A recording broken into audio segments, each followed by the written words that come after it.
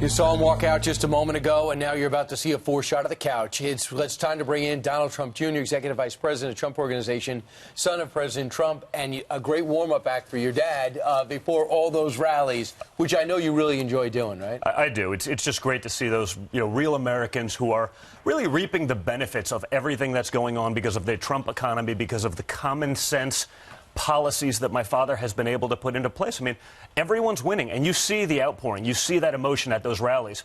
You also see sort of, the media disdain for those hardworking people afterwards. I mean, I remember especially Orlando because it was so hot and, wet and raining, and people were there for 40 hours and watching the media that, that night.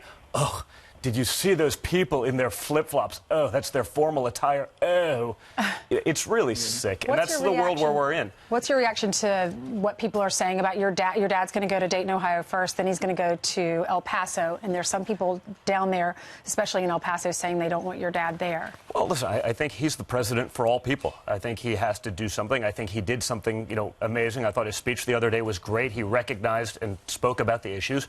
But then again, that's never enough. Right? You can see what happened with the New York Times and the headlines there, right?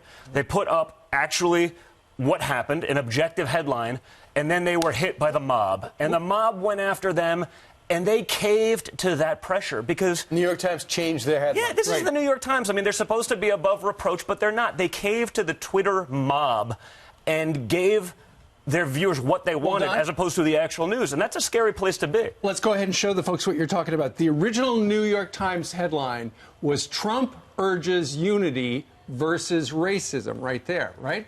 And then Kirsten Gillibrand said that's not what happened. Beto O'Rourke said unbelievable. Cory Booker said lives literally depend on you doing better. Means to the New York Times. They were warning the New York Times. They were complaining about the headline. And so the New York Times looked at it and they said, okay, we made a mistake. So they adjusted it to say this, assailing hate, but not guns. And Dean Baquet, the executive editor, said to Politico, the fact that Beto O'Rourke and Cory Booker didn't like it didn't influence me. I don't need the entire political field to tell me we wrote a bad headline. It was evident.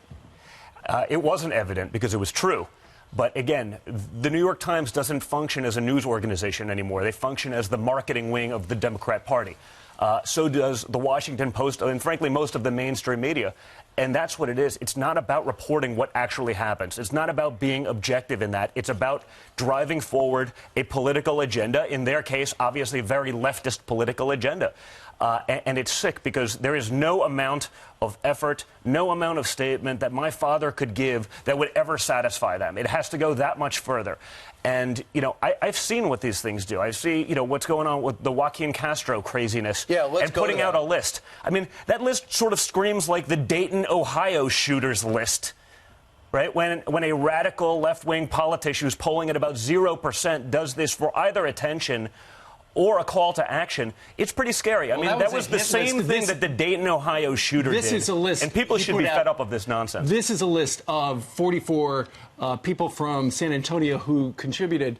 The original to the president. Castro, the original quote was this. This is from Joaquin Castro. He tweeted this. He said, sad to see so many San Antonians as 2019 maximum donors to Donald Trump. The owner of blah, blah, blah, the owner of blah, blah, blah, the realtor, etc. Their contributions are fueling a campaign of hate that labels Hispanic immigrants as invaders. So he's not necessarily saying go and do something dangerous to these people.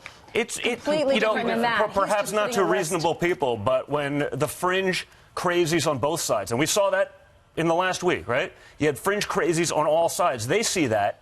Man, now you're going after ordinary citizens, people who just are taking part in a political process. Honestly, imagine I did that.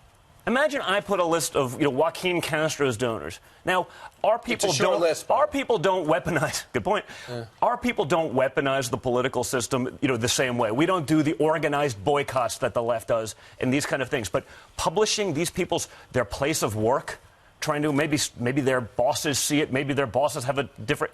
They're literally trying to punish these individuals. They see that also because they're scared of what we've been able to do. They see that we're raising a lot of money because people are excited about what's going on. They see the economy, they see the numbers, they actually see progress for the American worker for the first time in decades. And that scares the hell out of the Democrats. The one thing that's been noticed is that for the first time, a president's been blamed. His words have been blamed for the shootings that took place. Yeah. They don't blame Elizabeth Warren for the Dayton, Ohio shooter. They don't blame Bernie Sanders for the congressional, and they shouldn't. Right, they shouldn't. But if it's Trump, obviously it's him. The double standard is insane, guys. I mean, I've been pretty vocal about this for quite some time.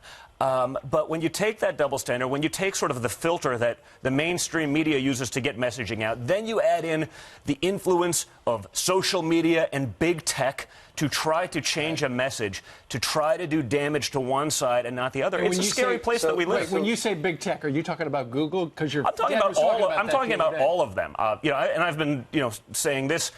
I've been hit, by Instagram and these guys for, just asking questions. I mean, I've seen, they've weaponized that against me. If they can do it to me, if they can do it to the President of the United States, what can't they do to regular citizens? It's a scary place that we're in. Your dad's a hunter.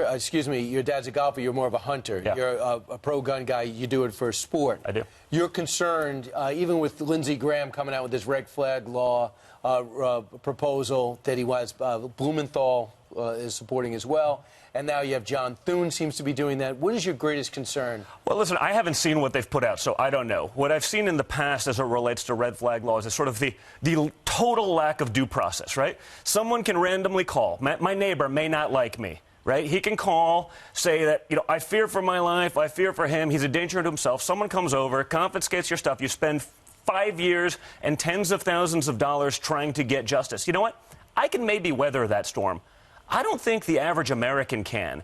And that's a scary process. I mean, I think there would need to be rapid, free due process because, again, I'm not worried about it in this administration, but in a future, potentially more leftist administration, I could see them weaponizing this. And trust me, when you've been through what I've been through for the last 2.5 years, you have to be pretty cynical about big government, their ability to weaponize a narrative as they did with Russia for 2.5 years. So, no one wants crazy people to be able to get guns. No one wants dangerous people to be able to get guns. But that doesn't mean you can just allow someone to abjectly weaponize the system against people who don't fit any of those things. Right. And again, create an environment where, in the end, after years and after tens of thousands of dollars that most of them can't spend, you maybe get it back. That's not right either, in my opinion. So it was great to see you, Don. And just to reiterate, the hit list from the guy from Dayton was a kill list. The Castro list was a list of donors. Yeah, correct. But I think the fact that we're making lists of our political enemies and trying to create that narrative is scary. And again, if someone on our campaign did that, We're gonna get cut off, it would be rough. Thank you so much for being here. Great to see you.